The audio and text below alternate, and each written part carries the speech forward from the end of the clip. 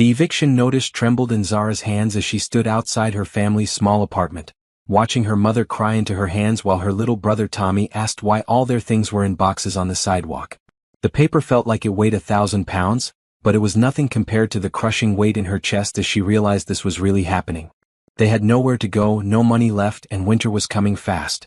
Zara Johnson had always known her family was poor, but she never imagined they would end up homeless. Her mother worked 2 jobs just to keep food on the table after her father died in a car accident 3 years ago.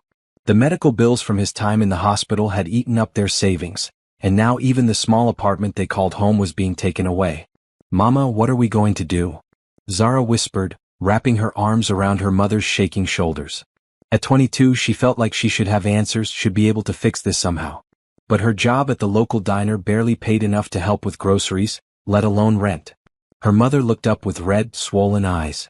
"There might be a way," she said quietly, so quiet that Tommy couldn't hear from where he sat on their old couch that now sat on the curb. "Mrs. Chun from down the hall, she told me about something. A family that helps people like us, but what, Mama? They want something in return. They want you to marry their son." The words hit Zara like a slap. She stepped back, shaking her head. "What? That's crazy. People don't do that anymore. This isn't some old movie." But her mother's face told her it was real. Dead serious. The Chin family owes them money too. Their daughter did it last year. They paid off all her family's debts, gave them a house, made sure her little siblings could go to college. But she had to marry this man she'd never met. Zara felt sick. And what happened to her? She moved away. Mrs. Chin hasn't heard from her since the wedding. The silence that followed was broken only by Tommy asking when they could go back inside. Zara looked at her 8-year-old brother, so innocent and trusting that the adults in his life would take care of him.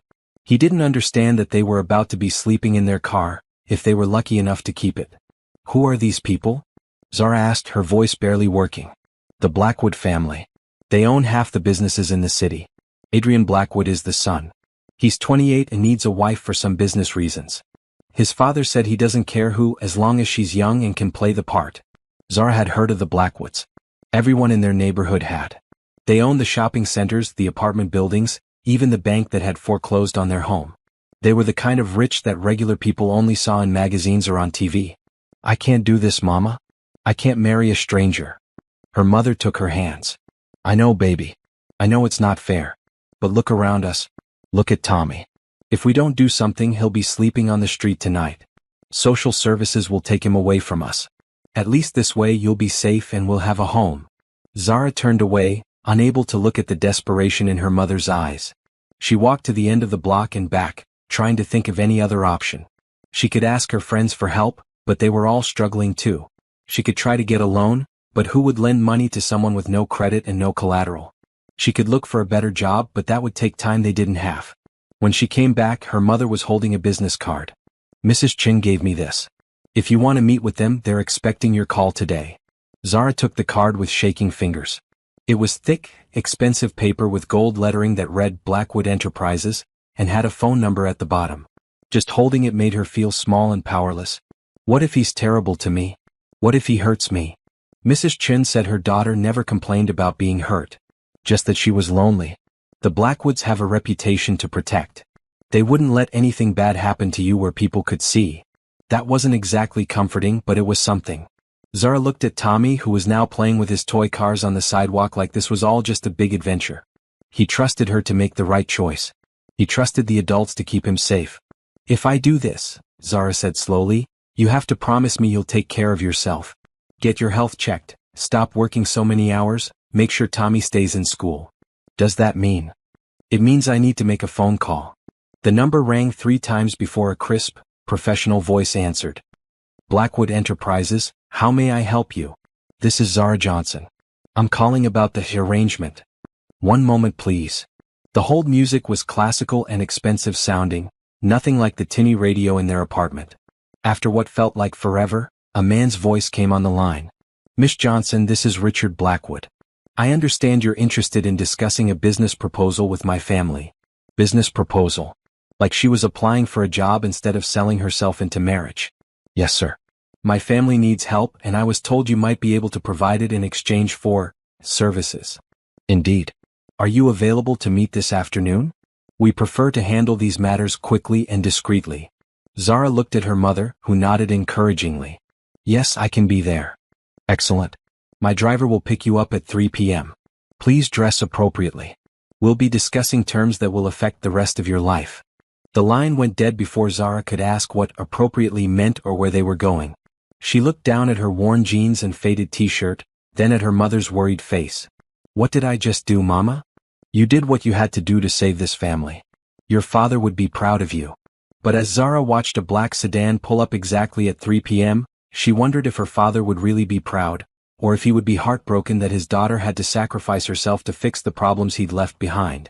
The driver didn't speak to her during the 20-minute ride to a part of the city she'd never been to, where the houses were so big they looked like hotels and the lawns were bigger than the parks in her neighborhood.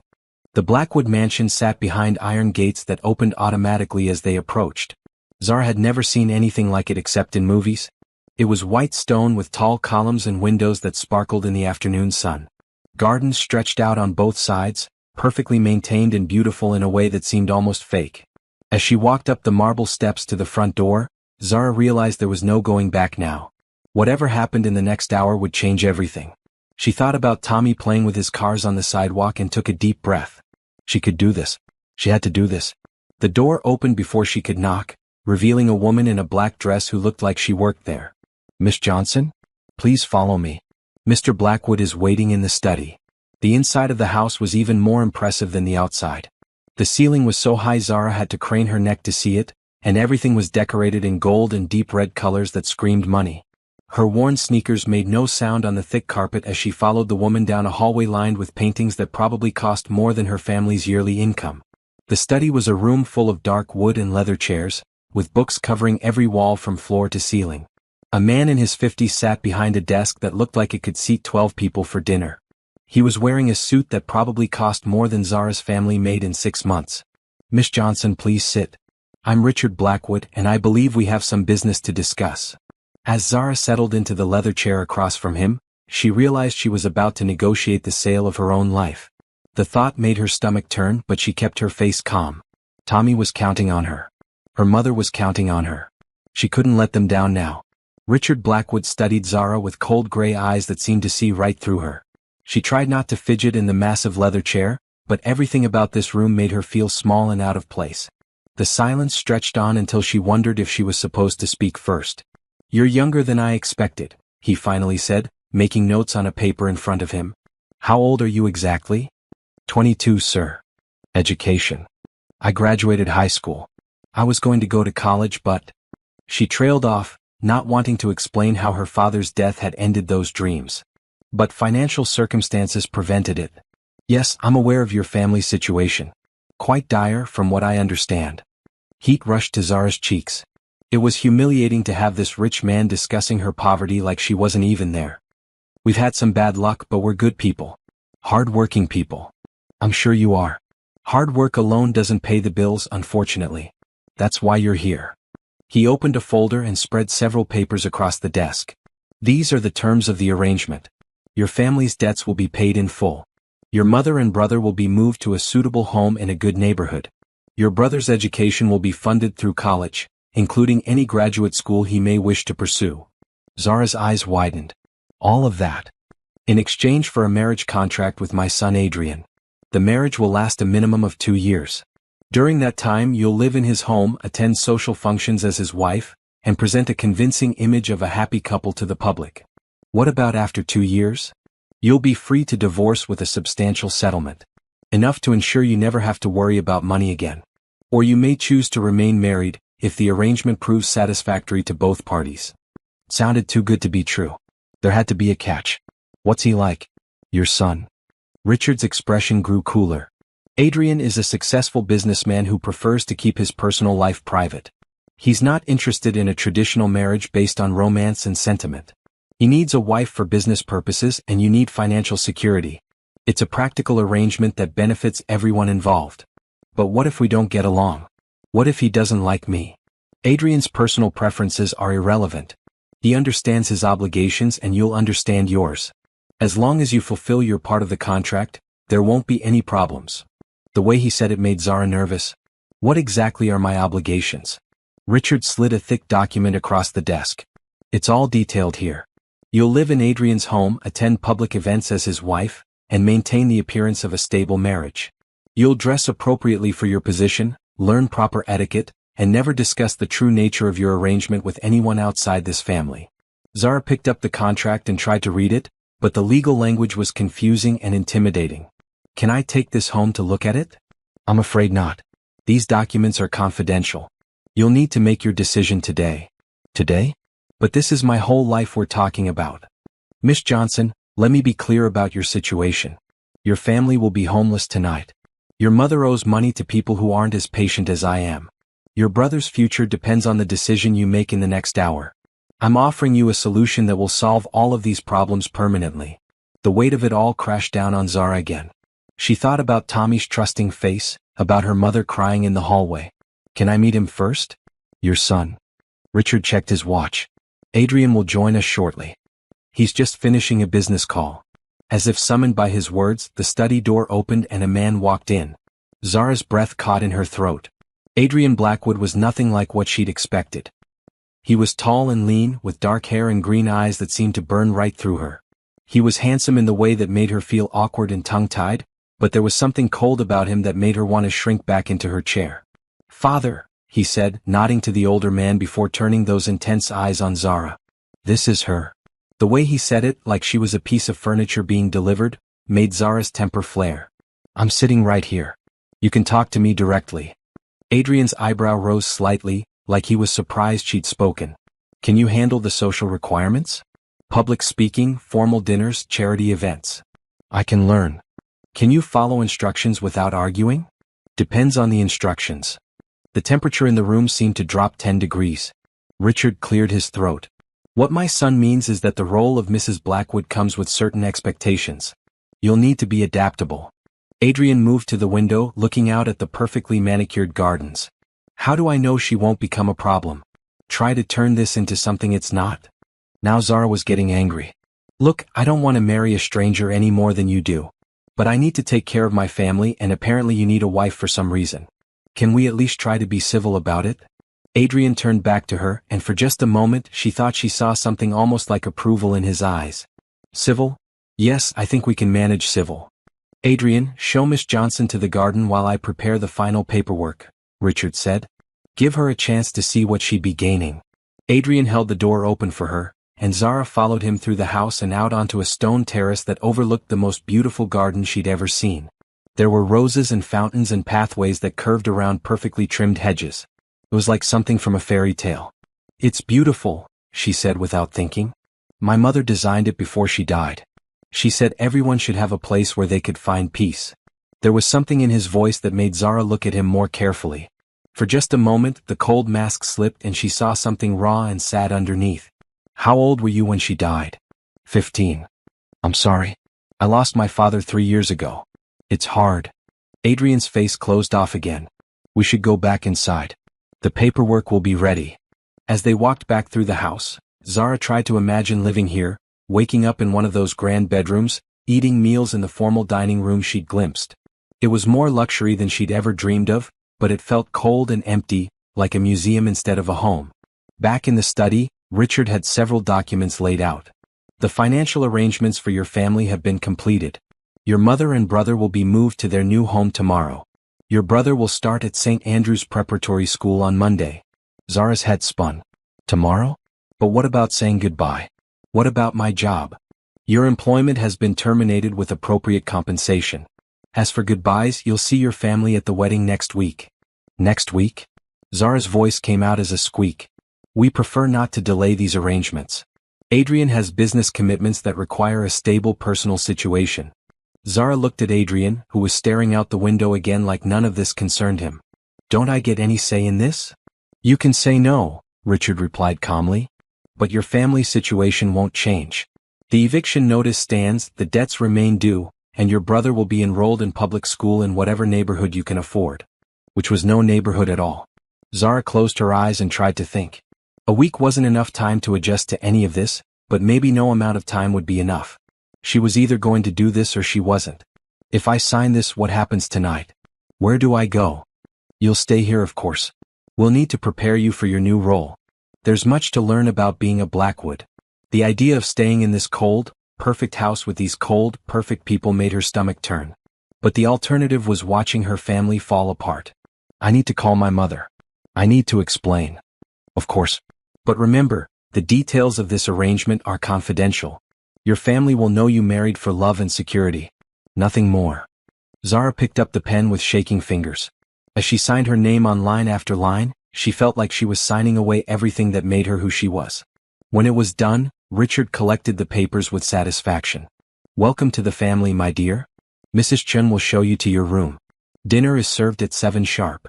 As Zara followed yet another uniformed woman up a grand staircase, she realized she hadn't just agreed to marry Adrian Blackwood. She'd agreed to become someone else entirely. The girl who worked at the diner and worried about rent was gone.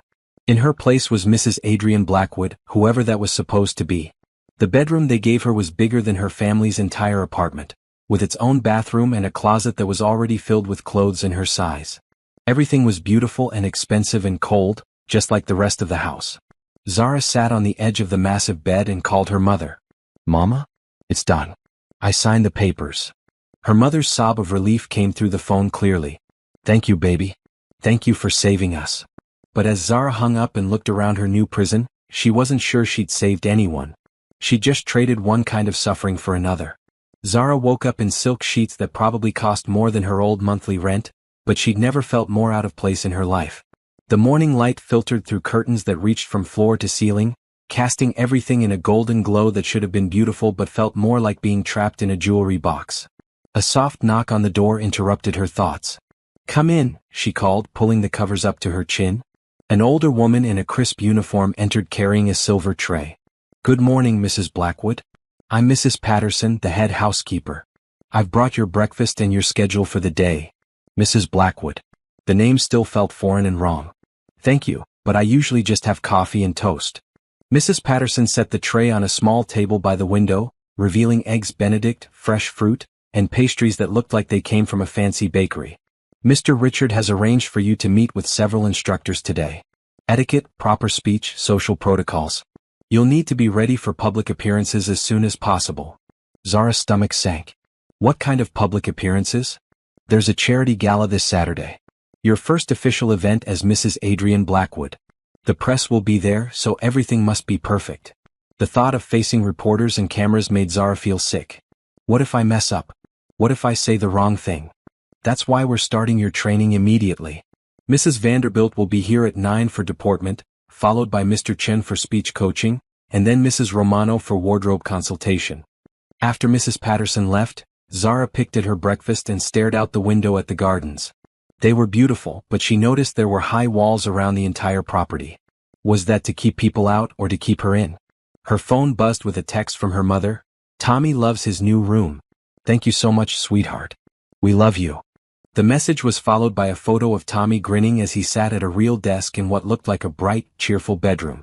Her mother had sent another photo of their new kitchen, which was bigger and nicer than anywhere they'd ever lived. At least some good was coming from this nightmare. The deportment instructor turned out to be a stern woman in her 60s who made Zara walk with books on her head and practice sitting with perfect posture.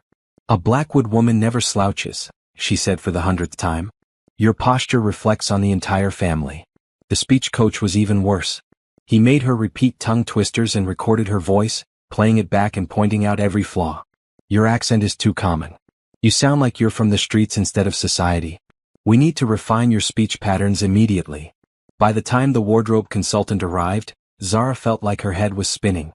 Mrs. Romano was a tiny Italian woman who looked at Zara like she was a mannequin instead of a person. Strip, she commanded, pulling out a measuring tape. We need to see what we're working with. Excuse me? Your clothes. How can I properly fit you if I can't see your body? Zara had never felt more uncomfortable as the woman measured every inch of her, making notes and muttering in Italian. You're too thin. We need to add curves in the right places. Your skin is good, but you need professional treatments. Your hair. She shook her head sadly. We'll need to completely restructure it. There's nothing wrong with my hair. There's nothing right with it either. You're going to be photographed with some of the most beautiful women in the city. You need to look like you belong with them. By lunchtime, Zara felt like she'd been torn apart and rebuilt. Every part of her was apparently wrong and needed to be fixed. She ate alone in the formal dining room, at a table that could seat 20 people. The silence was broken only by the sound of her fork against the china.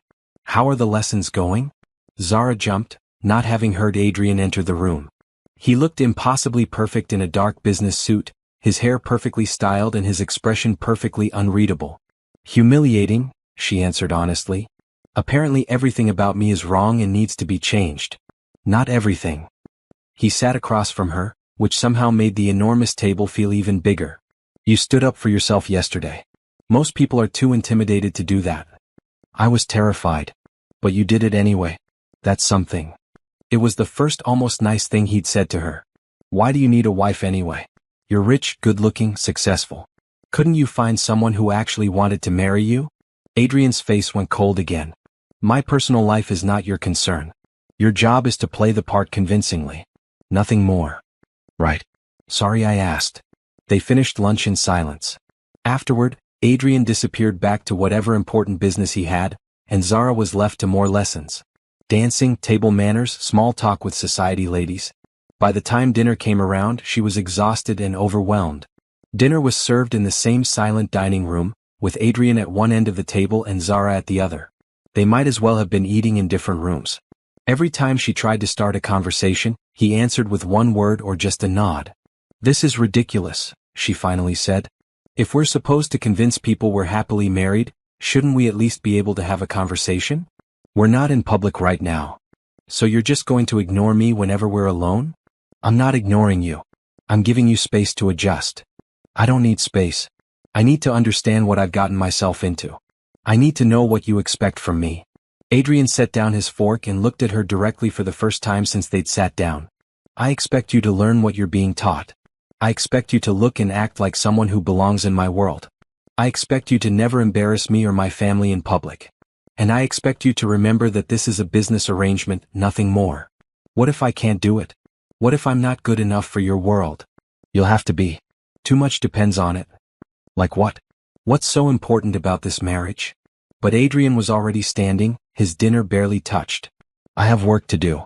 Mrs. Patterson will show you to the library if you'd like something to read before bed." And just like that, he was gone, leaving Zara alone again in the echoing silence of the huge house. She did go to the library mostly because she couldn't bear to sit in her room staring at the walls. It was a beautiful room, floor-to-ceiling books and comfortable chairs, but it felt as cold and untouchable as everything else in the house. She pulled a book from the shelf and curled up in one of the leather chairs, but she couldn't concentrate on the words. Her mind kept wandering to her old life. Right now, she would have been getting ready for her evening shift at the diner. She would have been joking with the other waitresses, complaining about difficult customers, counting her tips and hoping she'd made enough to help with groceries. It hadn't been much of a life, but it had been hers. She'd known who she was and where she fit. Now she felt like she was floating in space, untethered from everything that had made her real. Her phone buzzed with another text from her mother. "How is married life, sweetheart? We're so happy for you." Zara stared at the message for a long time before typing back. "It's an adjustment. I love you."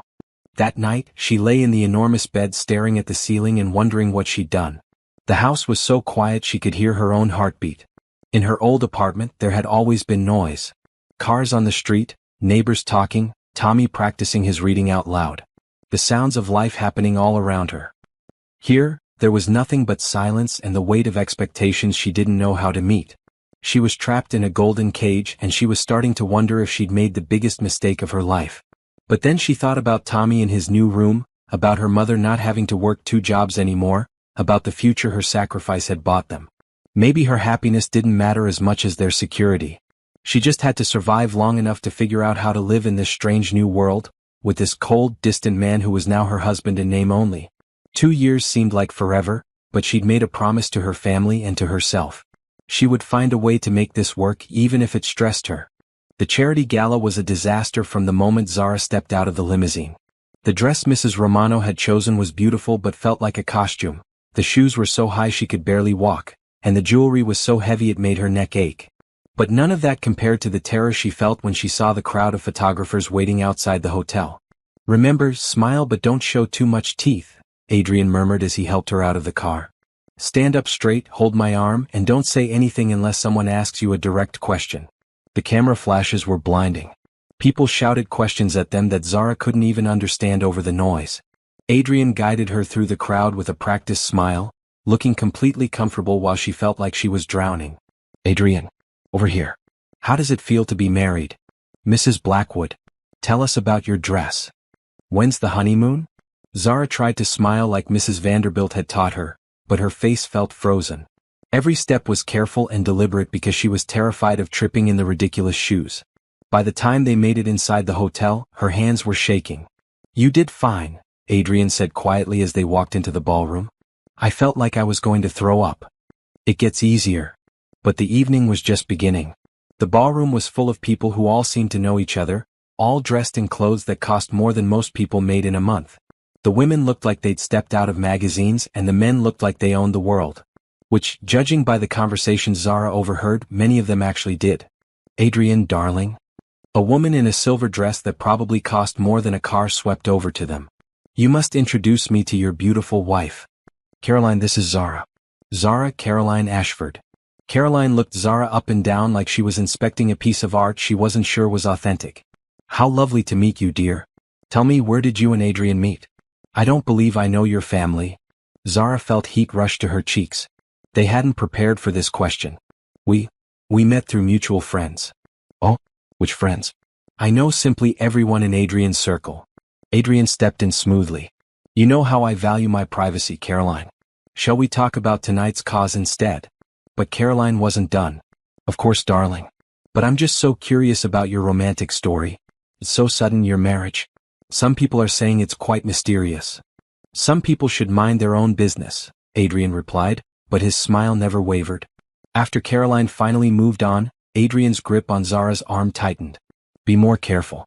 Your answers need to be consistent with our story. What story? Nobody told me we had a story.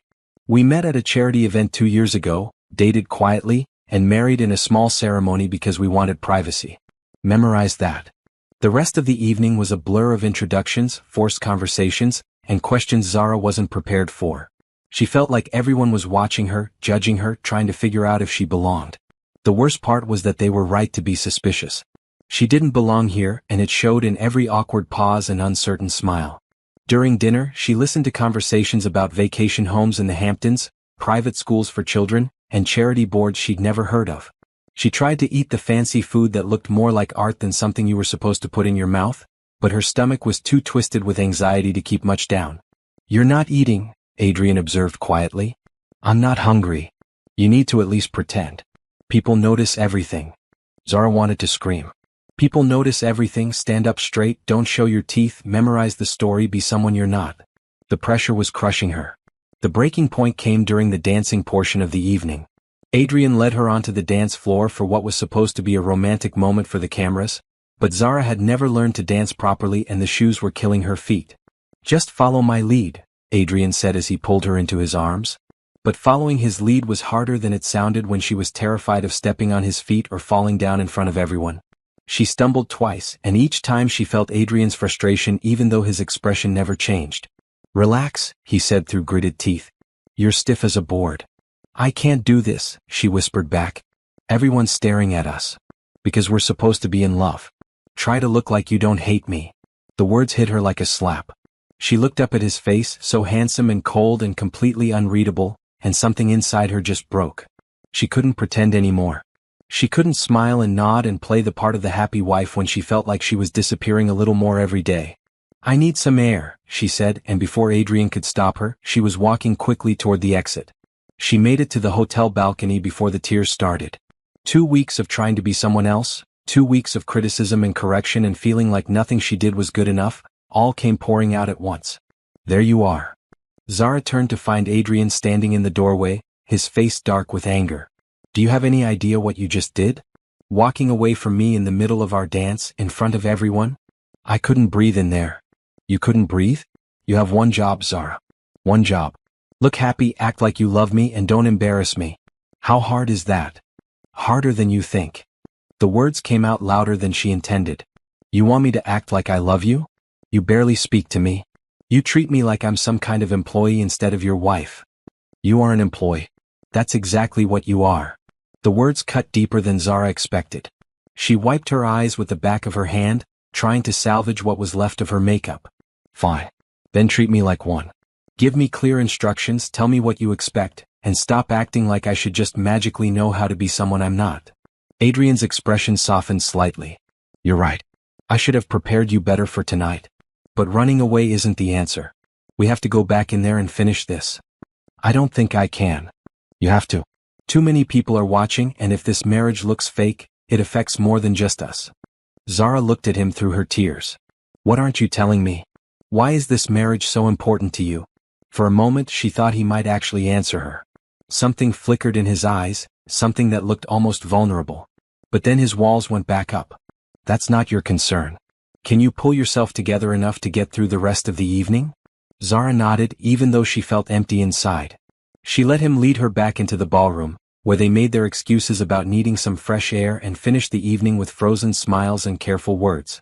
The ride home was silent except for the sound of the city passing by outside the limousine windows. Zara stared out at the lights and wondered what would happen if she just opened the door and ran. Where would she go? What would happen to her family? Back at the house, she went straight to her room without saying goodnight. She peeled off the expensive dress and jewelry, washed the makeup from her face, and put on the most comfortable pajamas she could find. Then she sat on the edge of the bed and called her mother. Hi Mama. How was your day? Wonderful, sweetheart. Tommy made the honor roll at his new school already. Can you believe it? And I had lunch with some of the other mothers in the neighborhood. They're all so nice. How was your fancy party? Zara closed her eyes. Her mother sounded so happy, so relaxed for the first time in years.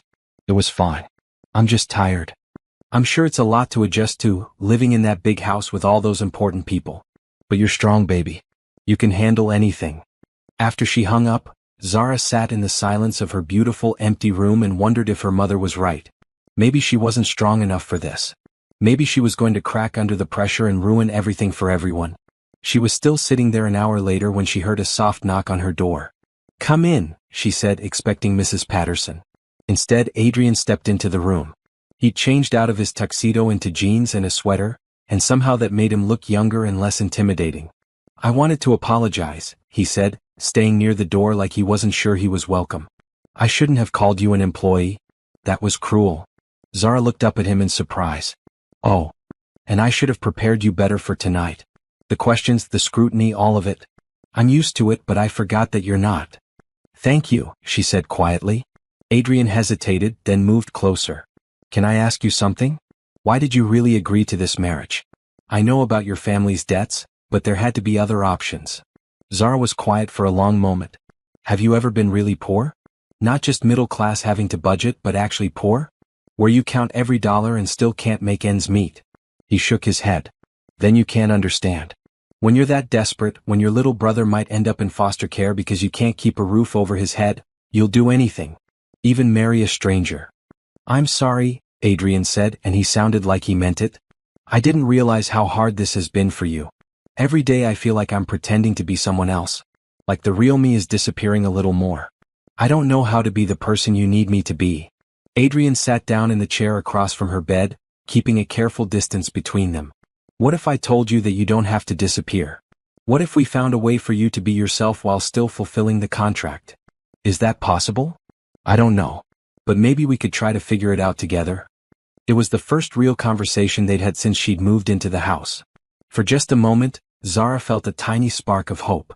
Maybe this didn't have to be as impossible as it seemed. I'd like that, she said. Adrian stood up to leave, then paused at the door. Zara? You did better tonight than you think. It takes courage to walk into a room full of strangers and hold your head up, even when you're scared. After he left, Zara lay in bed thinking about his words. Maybe she hadn't been as much of a disaster as she'd thought. Maybe there was hope for this strange arrangement after all. But as she drifted off to sleep, she couldn't shake the feeling that Adrian was still hiding something important from her. Something that made this marriage more than just a business deal. And until she figured out what that was, she would never really understand the man she'd promised to spend the next 2 years of her life with. The next morning brought unexpected changes. Instead of the usual parade of instructors, Mrs. Patterson informed Zara that Adrian had canceled her lessons for the day. Mr. Adrian thought you might like to visit your family, she said, handing Zara a set of car keys. The blue sedan in the garage is yours to use whenever you'd like. Zara stared at the keys in amazement. He got me a car? He said you shouldn't feel trapped here. Independence is important for adjusting to married life. An hour later, Zara was pulling into the driveway of her family's new house, her heart pounding with excitement and nervousness.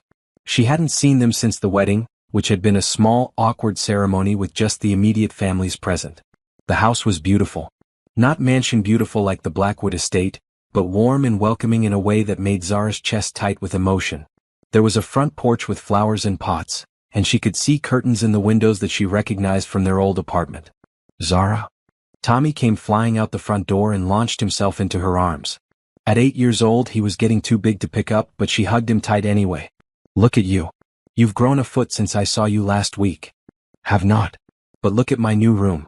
And we have a backyard. A real backyard with grass. He dragged her inside, chattering excitedly about his new school and his new friends and the dog their neighbor said they could play with anytime. Her mother appeared in the doorway of what looked like a bright, cheerful kitchen, and Zara felt tears start in her eyes. Mama, you look so good. And she did. The stress lines that had been carved into her mother's face for years were already starting to fade. She looked rested and happy in a way Zara hadn't seen since before her father died. Thanks to you, baby. Thanks to what you did for us. They spent the morning looking through the house, which had 3 bedrooms, 2 bathrooms, and more space than they'd ever had before. Tommy's room was decorated with superhero posters and had a desk where he could do homework. Her mother had her own room with a reading chair by the window. There was even a small room that her mother said she was thinking of turning into a craft space. I never thought I'd have a hobby room, her mother said with wonder. A place just for me to do things I enjoy. Over lunch, Tommy told her all about his new school. The kids are really nice and the teachers are smart and we have a computer lab and everything. And guess what? I'm going to be in the school play. That's wonderful, Tommy. What play? Peter Pan. I'm going to be one of the lost boys. Will you come see it? Zara's throat tightened. When is it? Next month. Mom said you might be too busy with your new husband, but I really want you to come. Of course I'll come. Nothing could keep me away. After Tommy went outside to play in the backyard, Zara and her mother sat on the front porch with cups of tea. It felt so normal and peaceful after the coldness of the mansion. How are you really doing, sweetheart? Her mother asked quietly. You look thin and tired. I'm fine, Mama. Just adjusting. Is he good to you? Adrian? Zara thought about how to answer that. He's not cruel. He's just distant. It's hard to explain. Marriage takes time, especially when you don't know each other well. Maybe you just need to be patient. Maybe. Her mother took her hand. I know this wasn't the life you dreamed of. I know you sacrificed your own happiness for us. That's not something a mother ever wants from her child. You don't need to feel guilty, Mama. Look at this place. Look how happy Tommy is. Look at you. This is worth it. You deserve to be happy too. I will be. I just need time to figure it all out. When it was time to leave, Tommy made her promise to come back soon, and her mother packed her a bag of homemade cookies. For your husband, she said. Men always like homemade cookies. The drive back to the mansion felt like traveling between 2 different worlds. Her family's house was full of life and laughter and love. The Blackwood estate was beautiful but cold, like a perfect picture with no soul behind it. She was surprised to find Adrian in the kitchen when she came in through the back door. He was sitting at the breakfast bar with a cup of coffee and what looked like business papers spread out in front of him. How was your visit? He asked, looking up from his work. Wonderful. Thank you for arranging it. And for the car. You looked like you needed to get out of here. Zara set the bag of cookies on the counter. My mother sent these for you. She says all men like homemade cookies. Adrian looked at the bag like he wasn't sure what to do with it. That was thoughtful of her. Have you ever had homemade cookies? No, I don't think so. Our cook always made everything from scratch, but it wasn't the same thing. Zara opened the bag and pulled out one of her mother's chocolate chip cookies. Try it. Adrian took a bite and his expression changed. This is incredible. What's in it? Love mostly. And chocolate chips. Zara found herself smiling. My mother has been making these since I was Tommy's age. They were always my favorite comfort food. Tommy is your brother? My little brother. He's 8 and he's the smartest, funniest kid you'll ever meet. He's going to be in his school play next month. Adrian nodded, then seemed to realize something. You should go. To his play. Really? Even if it conflicts with our social calendar? We'll make it work. They sat in comfortable silence for a few minutes, Adrian eating cookies and Zara watching him discover something she'd taken for granted her whole life. It was strange to see him look so normal, almost relaxed. "Can I ask you something?" Zara said. "Sure. Why did you cancel my lessons today? Yesterday you were angry that I wasn't fitting in well enough." Adrian was quiet for a long moment. "Because I realized I was trying to turn you into someone else instead of helping you be the best version of yourself. That's not fair to either of us. So what happens now? Now we try a different approach. Instead of trying to make you into the perfect society wife, maybe we figure out how to present the real you in a way that works for both of us." It was the most hopeful thing anyone had said to her since this whole thing started. "I'd like that." "Good. 'Cause I have an idea. There's a charity event next weekend, but instead of another stuffy gala, it's a fundraiser for literacy programs. They need volunteers to read to kids at the local library. Interested?" Zara's face lit up. "Really? That sounds perfect. I thought you might like it better than dancing with people you don't know." For the first time since she'd moved into the mansion, Zara felt like she might be able to do this. Not the perfect wife act, but something real. Something that mattered. "Adrian? Thank you. For today, for the car, for understanding. Thank you for the cookies. I think your mother might be a genius." That evening, instead of eating dinner in the formal dining room in silence, they ate at the kitchen counter and actually talked. About books, about the charity event, about small things that didn't feel heavy or loaded with expectations. It wasn't love and it wasn't even friendship yet. But it was something. A crack in the wall that Adrian had built around himself, and maybe the beginning of something that could work for both of them. As Zara got ready for bed that night, she felt lighter than she had in weeks. Maybe she didn't have to disappear after all. Maybe she could find a way to be herself and still fulfill her obligations. Maybe there was hope for this strange marriage after all. The literacy fundraiser was everything Zara had hoped it would be and more. Instead of uncomfortable cocktail dresses and painful shoes, she wore a simple sundress and flats. Instead of making small talk with people who looked at her like she didn't belong, she spent the afternoon reading stories to children who hung on every word. And then the little mouse said, "I can help too." Zara read to a group of 6-year-olds who were sitting cross-legged on the library carpet. "Just because I'm small doesn't mean I'm not brave." The children cheered when the mouse saved the day, and Zara felt her heart warm in a way it hadn't since she'd left her old life behind. This felt real. This felt like something that mattered. "You're a natural with them." Zara looked up to see an older woman watching her with kind eyes. She was probably in her 70s, with silver hair and laugh lines that spoke of a life well lived. "I love kids," Zara said, closing the book as the children scattered to find new activities. "They're so honest and enthusiastic about everything." "I'm Eleanor Richmond," the woman said, settling into the chair next to Zara. "And you must be the mysterious Mrs. Blackwood everyone's been talking about." Zara's stomach tightened. "I guess that's me. Don't look so worried, dear. I'm not here to interrogate you like some of those vultures at the charity circuit. I'm here because I knew Adrian's mother." "You did?" Eleanor's face softened. "Margaret was my dearest friend. We served on several charity boards together, and our children played together when they were small. I watched Adrian grow up and I've been worried about him for years." "Worried about him?" "That boy has been carrying the weight of the world on his shoulders since he was 15 years old. After Margaret died, Richard became so focused on business and the family reputation that Adrian never really got to be young. He's forgotten how to be happy." Zara looked across the library to where Adrian was helping a group of older kids with a reading comprehension exercise. He looked more relaxed than she'd ever seen him, laughing at something one of the kids had said. "He seems happy enough," Zara said carefully. "In moments like this, yes. But most of the time he's like a man carrying an invisible burden. I was starting to think he'd never find someone who could help him put it down. I'm not sure I'm that person." Eleanor studied her with sharp but kind eyes. "Maybe not yet. But you're the first woman he's ever brought to an event like this. Usually he only shows up to the formal galas where he can network and conduct business. This is different. This was his idea. Exactly my point. He's trying to show you who he really is underneath all that armor he wears." Before Zara could ask what she meant, a little girl with pigtails tugged on her dress. "Will you read us another story, please?" Zara spent the rest of the afternoon reading and playing games with the children while Adrian worked with the older kids on their homework. Every now and then she'd catch him watching her, and instead of the cold, calculating look she was used to, his expression was softer. Almost fond. As they were getting ready to leave, Eleanor pulled Zara aside. "I want to give you my phone number," she said, pressing a card into Zara's hand. I know how overwhelming it can be stepping into the Blackwood world. Margaret went through the same thing when she married Richard, though their situation was quite different. Different how? She married for love, but she was still an outsider. The society crowd can be brutal to newcomers, especially ones they think don't belong. If you ever need someone to talk to, someone who understands, please call me. Thank you, Zara said, touched by the unexpected kindness. That means more than you know. On the drive home, Adrian seemed lighter than usual.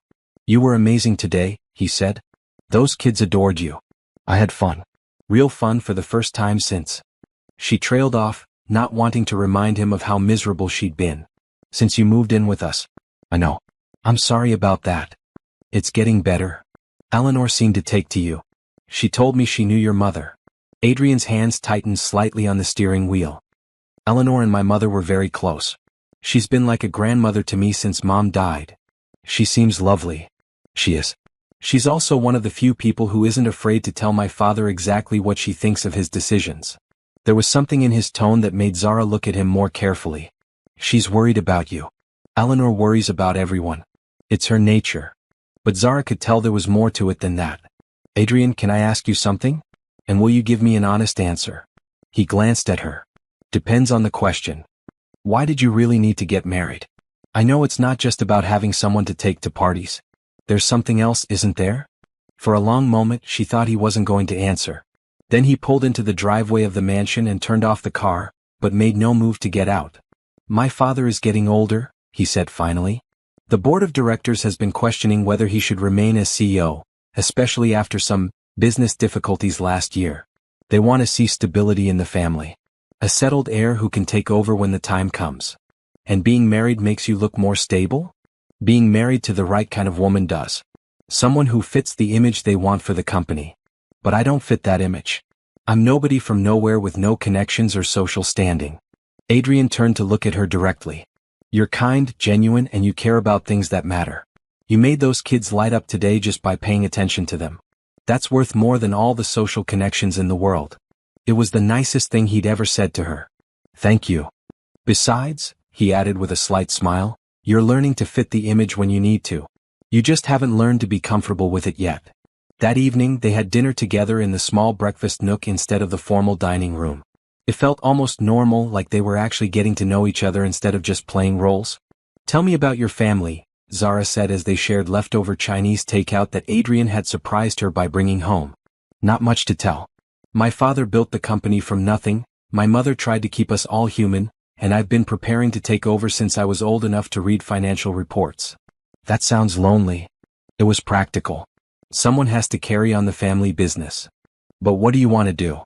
If you could do anything in the world, what would it be? Adrian was quiet for so long that Zara thought he wasn't going to answer.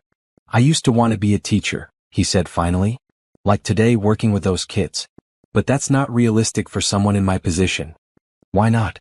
You could teach business courses or work with literacy programs like today. The company needs me. The company needs a CEO. That doesn't necessarily have to be you. Adrian looked at her like she'd said something revolutionary. I never thought about it that way. That night, Zara called Eleanor using the card she'd been given. I was hoping you'd call, dear, Eleanor said warmly. How are you settling in? Better, I think. Today helped a lot. Thank you for being so kind to me. You don't need to thank me for basic human decency. But I'm glad you're feeling more at home. Eleanor, can I ask you something? About Adrian's mother? Of course. What was she like? Adrian doesn't talk about her much, but I can tell he misses her terribly. Eleanor was quiet for a moment. Margaret was light in warmth and laughter. She had a way of making everyone around her feel special and loved. She softened Richard's harder edges and gave Adrian a safe place to just be a child. When she died, it was like someone turned off the sun in that house. That's so sad. It was devastating. But Margaret would be heartbroken to see how closed off Adrian has become. She always said he had the biggest heart of anyone she'd ever known, but he's buried it so deep to protect himself. How do you help someone who doesn't want to be helped? You be patient. You show them that it's safe to let their guard down. And you don't give up on them even when they give up on themselves. After she hung up, Zara sat in her room thinking about everything Eleanor had said. Maybe Adrian wasn't as cold and unreachable as she'd thought. Maybe he was just scared and lonely, hiding behind walls he'd built to protect himself from more loss. For the first time since this whole arrangement began, Zara found herself genuinely curious about the man she'd married. Not just as a puzzle to solve or a contract to fulfill, but as a person who might need someone to care about him as much as she needed security for her family. Maybe they could help each other after all. The call came at 3 in the morning. Zara woke to the sound of Adrian's phone buzzing insistently from his room across the hall, followed by his muffled voice speaking urgently to someone. Then she heard his door open and his footsteps moving quickly down the hallway. Something was wrong. Zara wrapped a robe around herself and stepped into the hallway. The house was dark except for the light coming from Richard's study downstairs. She could hear voices, Adrian's and his father's, both tense and worried. She shouldn't eavesdrop. It wasn't her business. But something in Adrian's voice made her move quietly to the top of the stairs where she might be able to hear what was happening. "Can't let this get out," Richard was saying. "If the board finds out about the Singapore deal before we have a chance to explain." "It's too late for explanations," Adrian replied, his voice strained. "The story breaks in 6 hours. We need to get ahead of this." "Oh, the numbers don't lie, Adrian. We lost $40 million because I trusted the wrong people. The board will demand my resignation, and they'll question your ability to lead after me. Then we tell them the truth.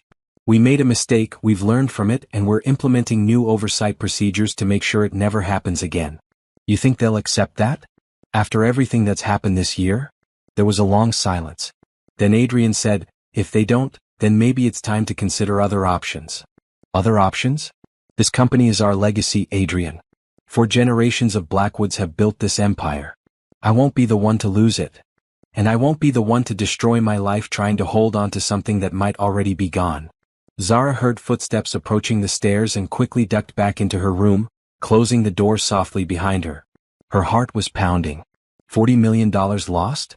The company in trouble? No wonder Adrian had seemed so stressed, so closed off. He wasn't just dealing with an arranged marriage, he was dealing with the potential collapse of everything his family had built. The next morning, Adrian was gone before she woke up. Mrs. Patterson explained that he'd had to leave early for urgent business meetings, but her expression was troubled. Even the household staff could sense that something was wrong. Zara spent the morning trying to concentrate on a book, but her mind kept wandering to what she'd overheard. Should she say something to Adrian? Pretend she didn't know? Try to help somehow? Around noon her phone rang. It was Eleanor. "Hello, dear. I hope you don't mind me calling, but I wanted to check on you. I imagine things are quite tense at the house today. You know about the business troubles? Word travels fast in our circles, I'm afraid. The financial papers will have the story this afternoon, and it's not flattering to the Blackwood name." Zara felt her stomach drop. "How bad is it?" "Bad enough that people are starting to whisper about whether Adrian is ready to take over the company.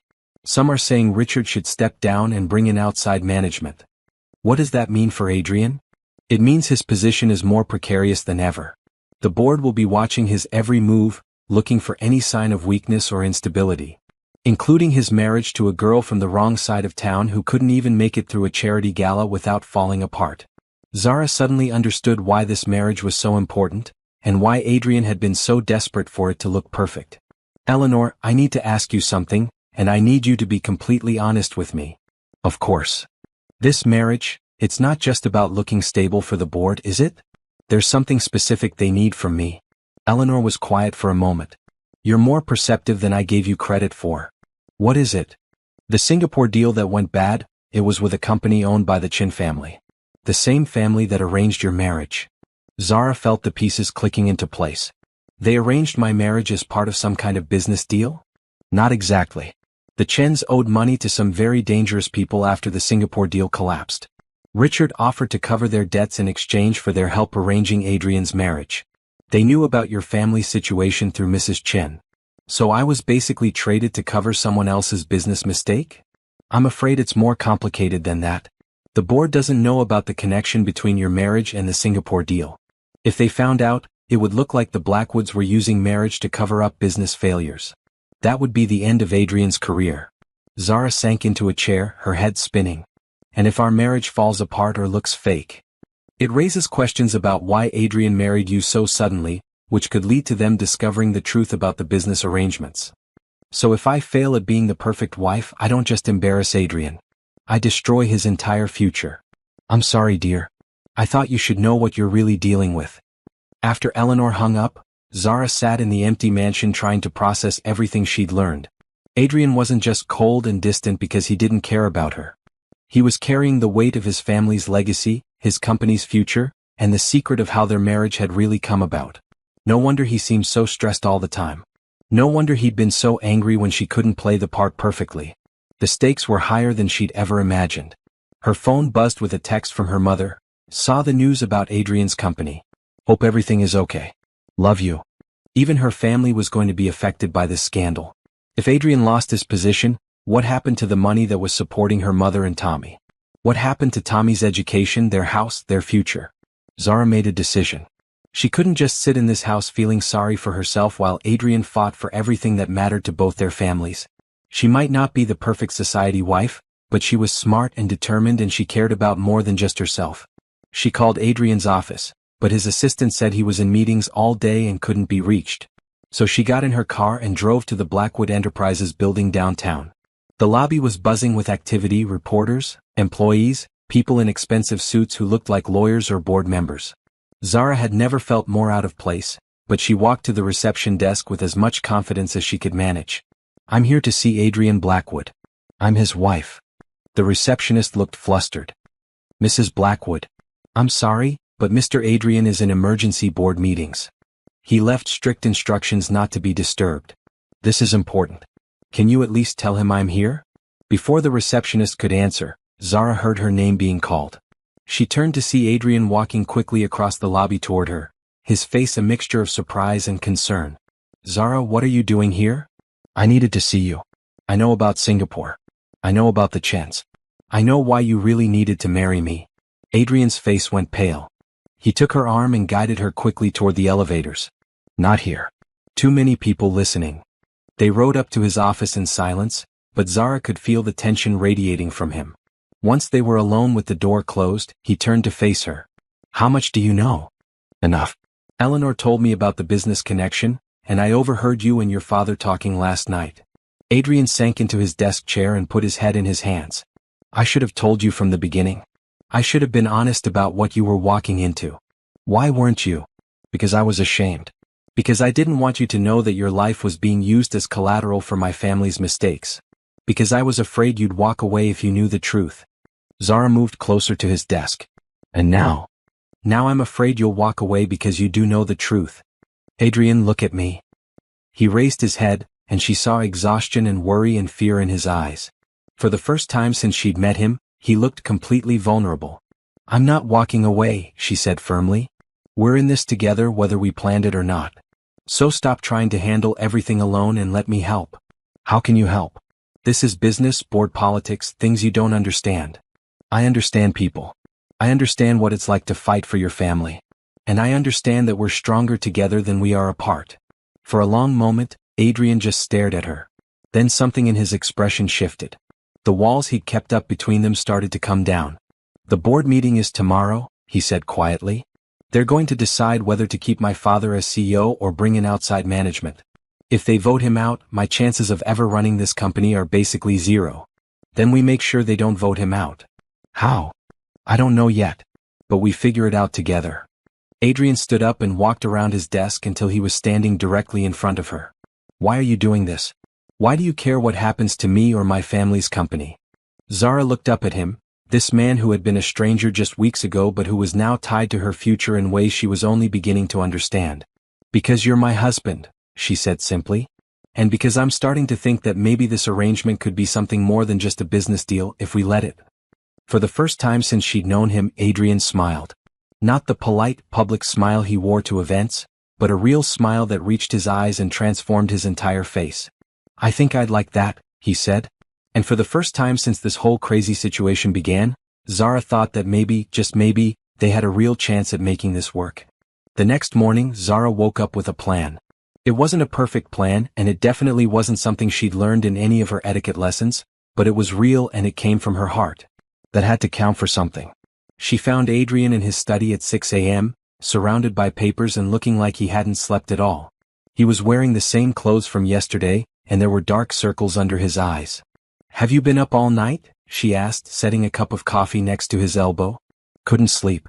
The board meeting is in 3 hours, and I still don't know what I'm going to say to convince them to keep my father on. Maybe that's not the right question. Adrian looked up at her. What do you mean? Maybe instead of trying to convince them to keep your father, you should be showing them why they should trust you. They don't trust me. I'm too young, too inexperienced, and now my judgment is in question because of the Singapore deal. Zara sat down across from him. Okay, let's think about this differently. What do you have that an outside manager wouldn't have? Nothing.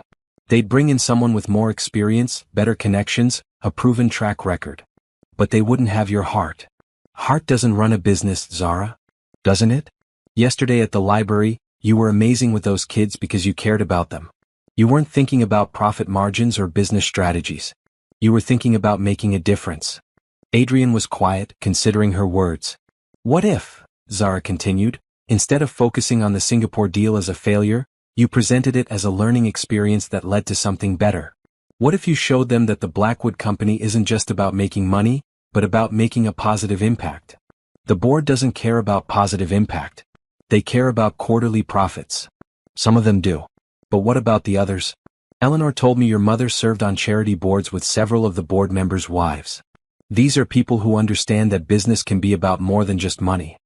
Adrian looked at her with something like hope in his eyes. What are you suggesting? I'm suggesting you tell them about your vision for the company. Not just maintaining what your father built, but growing it into something that matters.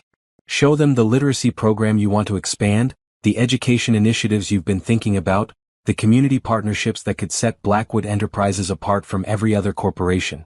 And if they think I'm being naive and idealistic, then you tell them that naive and idealistic people are the ones who change the world.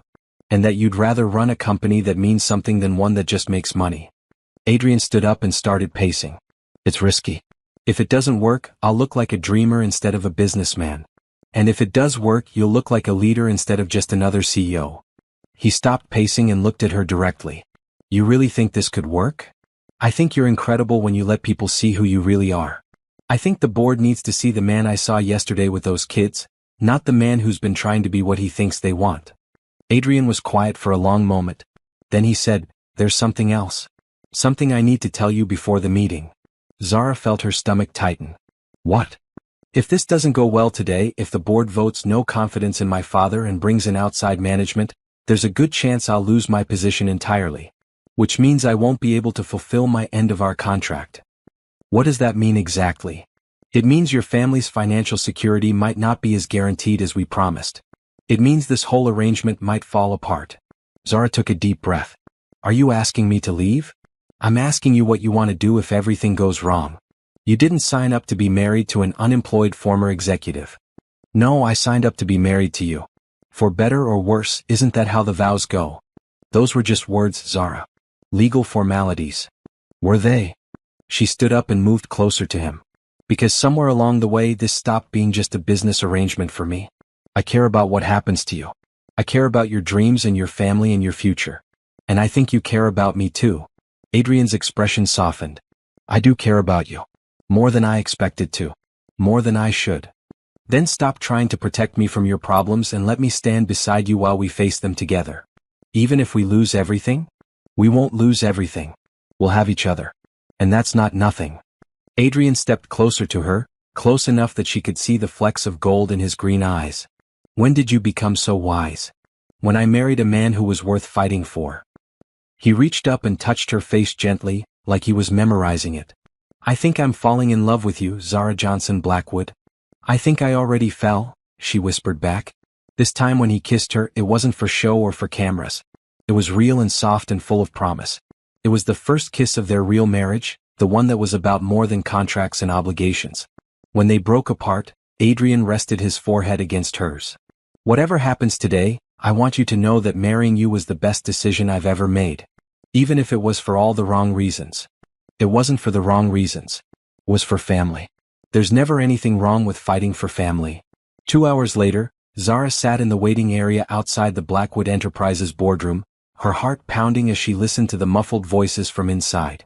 Adrian had been in there for an hour, presenting his vision for the company's future to 12 board members who held his family's legacy in their hands. She'd wanted to go in with him, but he'd insisted this was something he needed to do alone. You've already given me everything I need, he'd said. The courage to be myself instead of who I think they want me to be. Eleanor arrived and sat beside her. How are you holding up, dear? Terrified, Zara admitted. What if they don't listen? What if they think he's too young or inexperienced? Then they're fools, Eleanor said firmly. That boy has more integrity and vision than half the CEOs in this city. If they can't see that, it's their loss. But it's his future. His future doesn't depend on one company, Zara. It depends on him being true to who he is and surrounding himself with people who believe in him. Like you. The boardroom door opened and Adrian emerged. His expression was unreadable, and Zara's heart stopped as she searched his face for any clue about what had happened. Well? Eleanor asked when Adrian didn't speak immediately. They voted, Adrian said slowly. 8-4. Zara felt her world crashing down. I'm so sorry, Adrian. We'll figure something out. We'll. 8-4 in favor of keeping my father as CEO and naming me a successor when he's ready to retire. It took a moment for the words to sink in. You won. Adrian's serious expression broke into a grin. We won. They loved the literacy program proposal. 3 of them want to fund pilot programs in their own communities. And Mrs. Ashford said she's never seen a more passionate presentation in her 20 years on the board. Zara threw her arms around him, not caring that they were in the middle of a corporate office building. I'm so proud of you. We did it together, he said, holding her tight. I couldn't have done any of this without you. Eleanor wiped tears from her eyes. Margaret would be so proud of both of you. You've reminded this family what it means to fight for something that matters. That evening, they celebrated with takeout Chinese food and champagne in the breakfast nook, still too amazed by the day's events to want anything formal or fancy. So what happens now? Zara asked as they shared lo mein straight from the container. Now we build the programs we promised. Now I learn how to run a company that makes a difference instead of just making money. Now we figure out how to be married for real instead of just for show. Are you sure that's what you want? I mean, you could probably find someone more suitable now that the pressure is off. Adrian set down his chopsticks and looked at her seriously. Zara, you saved my company today. Not because you knew anything about business, but because you believed in me when I didn't believe in myself. You stood by me when everything was falling apart, and you fought for my dreams like they were your own. Why would I ever want anyone else? Because I'm still just a girl from the wrong side of town who doesn't know how to navigate your world. And I'm still a man who almost lost everything because he was too afraid to be himself. I think we make a pretty good team. What about the contract? The 2-year agreement? Adrian pulled a folded paper from his pocket and tore it in half. Consider it null and void. If you want to stay married to me, it's going to be because you choose to, not because you have to. Zara looked at the torn contract pieces, then back at Adrian's hopeful face. And if I choose to stay? Then we build a real marriage. We take our time getting to know each other. We make mistakes and figure things out together. We turn this business arrangement into a love story. I'd like that, Zara said, reaching across the table to take his hand. I'd like that very much. Good, Adrian said, bringing her hand to his lips and kissing it gently. Because I love you, Zara Blackwood. And I want to spend the rest of my life proving it to you. For the first time since this whole crazy journey began, Zara felt like she was exactly where she belonged. Not because she had to be, but because she wanted to be. And that made all the difference in the world. Just when Zara thought their biggest challenges were behind them, life reminded her that happiness was never guaranteed. It started with a phone call at 6 in the morning, 3 weeks after Adrian's successful board presentation. Zara, honey, you need to come home right away. Her mother's voice was shaking and Zara was instantly awake. Mama, what's wrong? Is it Tommy? It's Tommy. He's in the hospital. There was an accident at school and he hit his head really hard. The doctors say? Her mother's voice broke into sobs. Zara was already pulling on clothes, her hands shaking as she tried to button her jeans. I'm coming. Which hospital? St. Mary's. Zara, they're saying he might need surgery. Something about swelling in his brain. I don't understand all the medical words, but it sounds really bad. I'll be there in 20 minutes. Don't worry, Mama. Tommy's tough. He's going to be okay. But as Zara hung up the phone, she felt terror creeping into her chest. What if Tommy wasn't okay? What if something happened to her little brother, the boy who had trusted her to take care of him? Adrian appeared in her doorway, already dressed for the day. What's wrong? It's Tommy. He's hurt. I have to go to the hospital. I'll drive you. You don't have to do that. You have meetings today and... Zara. Adrian took her face in his hands, stopping her frantic packing. Your family is my family now. Of course I'm coming with you. The drive to the hospital felt like it took forever, even though Adrian drove faster than she'd ever seen him drive. Zara stared out the window and tried not to think about all the terrible possibilities. Tommy was only 8 years old. He was supposed to grow up and go to college and have adventures and fall in love. He couldn't be seriously hurt. The universe couldn't be that cruel. They found her mother in the pediatric waiting room, pacing back and forth with red eyes and wrinkled clothes. When she saw Zara, she collapsed into her arms. Thank God you're here. The doctors won't tell me anything except that they're running tests. It's been 3 hours and I don't know anything. Where is he? Can we see him? They said no visitors until they know more about his condition. Zara, what if I lose him? What if something happens to my baby? Adrian stepped forward. Mrs. Johnson, I'm Adrian. We haven't properly met, but I want you to know that Tommy is going to have the best medical care possible. I've already called Dr. Richards, the head of pediatric neurosurgery here. He's a friend of the family and he's going to personally oversee Tommy's case. Zara's mother looked at Adrian with surprise and gratitude. You did that?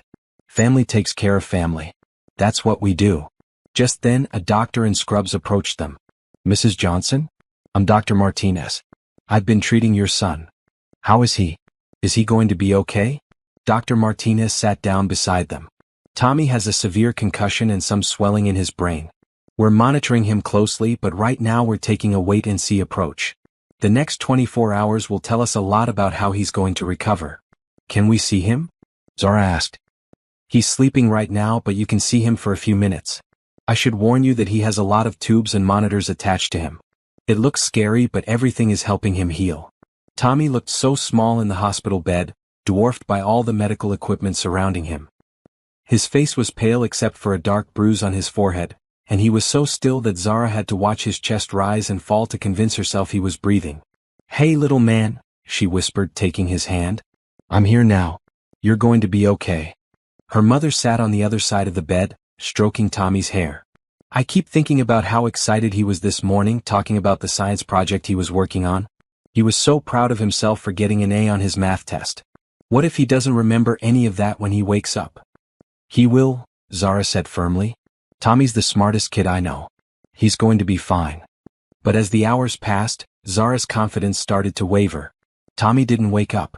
The doctors came and went, checking his pupils and asking questions that his mother couldn't answer. Zara found herself making bargains with God, promising anything if Tommy would just open his eyes and be okay. Adrian stayed with them all day, bringing coffee and sandwiches they were too worried to eat, making phone calls to ensure Tommy had the best doctors, and generally being the steady presence that Zara needed more than she'd realized. You don't have to stay, she told him as evening approached. I know you have important things to do. There's nothing more important than this, he said simply. Nothing more important than being here for you. It was after midnight when Tommy finally stirred. Zara had been dozing in the chair beside his bed when she heard a small voice say, Zara? Why are you sleeping in a chair? She was on her feet instantly. Tommy? Oh my God, you're awake. How do you feel? My head hurts, and I'm thirsty. Why am I in the hospital? Zara's mother started crying with relief. You had an accident at school, baby. You hit your head really hard. But you're going to be okay now. Tommy looked around the room, taking in all the medical equipment. This is pretty cool. Do I really need all these machines? For now, Zara said, laughing through her tears. The doctors want to make sure your brain is working properly. My brain is fine. Watch this. Tommy recited the alphabet backwards, then listed all the states in alphabetical order. See? I told you I was fine. Dr. Martinez came in to examine Tommy, and after a series of tests, he pronounced the prognosis much better than they'd feared. The swelling is going down and his cognitive function appears to be normal. We'll keep him for a few more days for observation, but I think he's going to make a full recovery. Zara felt like she could breathe for the first time in 18 hours. Tommy was going to be okay. Her little brother was going to be fine. But the relief was short-lived. The next morning brought a new crisis when the hospital's financial office called to discuss Tommy's medical bills. I'm sorry, Mrs. Johnson, but your insurance has been canceled due to non-payment of premiums. The total bill for your son's treatment is going to be substantial. Zara's mother went pale. Canceled? But I've been paying. She pulled out her checkbook and started flipping through the register, her face growing more confused and frightened by the minute. I don't understand. I've been making payments every month. How can it be canceled? Zara took the checkbook and looked at the entries. Her heart sank as she realized what had happened. Mama, you've been paying the old insurance company. When we moved you to the new house, you needed to switch to a different plan, remember? I thought Adrian's people were handling all of that. Zara felt panic rising in her chest. The medical bills could easily reach hundreds of thousands of dollars. Even with Adrian's help, that was more money than her family could ever repay. I'll handle it, Adrian said quietly when she explained the situation to him. You can't pay for all of this. It's too much. Zara, your brother almost died. Do you really think I care about money right now? But this wasn't part of our agreement. My family's medical emergencies weren't something you signed up for. Adrian took her hands and looked directly into her eyes. Listen to me very carefully. I love you. I love your family because they're part of you. I would pay any amount of money, give up anything I own to keep Tommy safe. This isn't about agreements or contracts. This is about family. What if the board finds out you're spending company money on personal expenses? What if they question your judgment again? Then I'll deal with that when it happens. Right now, the only thing that matters is making sure Tommy gets the care he needs. That evening, as Tommy slept peacefully and the crisis seemed to be passing, Zara and Adrian sat in the hospital cafeteria sharing terrible coffee and stale sandwiches. I was so scared, Zara admitted. When I thought I might lose him, I realized how much my family means to me. How much you mean to me. I was scared too. Not just for Tommy but for you. I've never seen you look so frightened. Thank you for being here. For handling everything. For loving us enough to fight for us. Adrian reached across the table and took her hand. You don't have to thank me for loving you, Zara. That's not something you earn or pay back. It's just something that is. I love you too. More than I thought possible. Even when loving me means dealing with board meetings and society events and all the complications that come with being a Blackwood? Even then. Especially then. Tommy made a full recovery and was released from the hospital a week later with strict instructions to take it easy for a while. Adrian arranged for the best follow-up care, and Tommy thought having a famous neurosurgeon as his doctor was the coolest thing that had ever happened to him. But the experience had changed something fundamental between Zara and Adrian. They'd faced a real crisis together, not as two people fulfilling a contract, but as a married couple supporting each other through the worst possible circumstances. They were no longer playing at being husband and wife. They actually were husband and wife in every way that mattered. And when the society pages ran a story about Adrian Blackwood rushing to the hospital to care for his wife's injured brother, the headline read, Blackwood Family Values, When Love Matters More Than Business. For once, the media had gotten the story exactly right. 6 months later, Zara stood in the same garden where she'd first begun to see glimpses of the real Adrian, but everything was different now. The roses were in full bloom, the fountains sparkled in the afternoon sun, and the space that had once felt cold and perfect now felt like home. She was wearing a simple white dress and holding a bouquet of wildflowers that Tommy had picked for her that morning. This time the wedding was real. You sure about this? Adrian asked, appearing beside her in a dark suit that made his green eyes look even more striking. Last chance to change your mind and run away with a more exciting man. Are you kidding? I've seen you try to make pancakes. You're about as exciting as I can handle. Adrian laughed, and the sound made Zara's heart skip just like it had the first time she'd heard his real laugh, not the polite society version he used to wear like armor. The ceremony was small and perfect. Eleanor served as matron of honor. Tommy was the ring bearer despite still having a small scar on his forehead from his accident, and Zara's mother cried happy tears throughout the entire service. Richard Blackwood, who had surprised everyone by asking to walk Zara down the aisle, whispered to her just before they reached Adrian, "Thank you for bringing my son back to life." The minister who married them was the same one who had married Adrian's parents 29 years earlier, and he spoke about how real love wasn't about perfect circumstances or easy choices, but about choosing each other every day, especially when things got hard. You two have already proven that you can weather storms together, he said, smiling at the couple. You've learned that marriage isn't about finding the perfect person, but about choosing to love an imperfect person perfectly. That's what real love looks like. When Adrian kissed her this time, it was in front of people who loved them both, people who knew their real story and were celebrating their choice to build a life together. It was a kiss that tasted like promises and possibilities and forever. The reception was held in the same garden, with lights strung between the trees and tables covered in flowers that Eleanor and Zara's mother had arranged together. Instead of a formal sit-down dinner, they had a barbecue with all of Adrian and Zara's favorite foods, including her mother's famous chocolate chip cookies for dessert. "This is so much better than those fancy parties," Tommy announced, his mouth full of hamburger. "Can all your parties be like this from now on?" "I think we can arrange that," Adrian said, ruffling Tommy's hair. During the dancing, Zara finally got to dance with her husband without worrying about cameras or keeping up appearances. They moved together naturally now, like they'd been partners for years instead of months. "Any regrets?" Adrian asked as he spun her around the makeshift dance floor. "Only that it took us so long to get here. I don't know. I think we needed time to figure out who we were separately before we could become who we are together." "And who are we together?" Adrian pulled her closer, until she could feel his heart beating against her chest. "We're a family. We're partners. We're two people who choose each other every single day, no matter what challenges come our way." "I love the sound of that." Later, as the evening wound down and the last guests said their goodbyes, Zara and Adrian found themselves alone in the garden where their real love story had begun.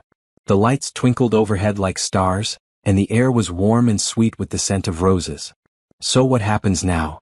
Zara asked, settling into Adrian's arms on the bench where they'd had their first real conversation. "Now we live our lives. We run the literacy programs we've been planning. We take vacations with your family. We figure out how to balance work and marriage and all the beautiful, messy, complicated things that come with building a life together." "What about kids? Do you want kids?" Adrian smiled. "I want everything with you. Kids, adventures, quiet Sunday mornings, fights about whose turn it is to do the dishes. I want the whole beautiful mess of a real marriage." "Good, because I want all of that too. Plus, Tommy already told me he expects at least 3 nieces and nephews, so I think we're committed." Zara laughed. "He did not say that." "He absolutely did. He also asked if he could be the best man at all our friends' weddings because he's gotten so good at it. That kid. I swear he's 8 going on 30. He's amazing. Just like his sister." They sat in comfortable silence for a while, watching the last of the evening light fade from the sky. This garden had been the first place Zara had felt hope that maybe this arrangement could work. Now it was the place where they were starting their real life together. "Adrian? Oh, thank you." "For what?" "For seeing me. For fighting for us. For choosing to love me even when it was complicated. Thank you for saving me. For teaching me that it's okay to be myself. For showing me what real love looks like." "We saved each other." "Yes, we did." 1 year later, Zara stood in front of a room full of children at the new Blackwood Community Learning Center, reading them a story about a princess who saved herself and fell in love with a prince who needed saving too. "Did they live happily ever after?" asked a little girl with pigtails who reminded Zara of herself at that age. "They lived," Zara said, closing the book and smiling at the eager faces looking up at her. "They loved each other, they worked hard, they faced challenges together, and they built a beautiful life. Some days were happy, some days were hard, but every day they chose each other. And that's even better than happily ever after." Adrian appeared in the doorway, and Zara's heart still skipped a beat when she saw him, just like it had that very first day. Some things never changed and she was grateful for that. "Ready to go home?" he asked as the children scattered to their next activity. "Always," she said, taking his hand. Home wasn't the mansion anymore, though they still lived there. Home was anywhere they were together, building their love story one day at a time, choosing each other over and over again. As they walked out into the sunshine together, Zara thought about how far they'd come from that first day when she'd signed a contract that seemed like giving up her life. Instead, she'd found her life. She'd found her partner, her family, her purpose, and her happily ever after. It hadn't been easy, and it certainly hadn't been what she'd expected. But it had been real, and it had been worth every moment of fear and uncertainty and growth. Sometimes the best love stories were the ones that started with impossible circumstances and ended with two people who chose to make the impossible possible, together. And they were just getting started.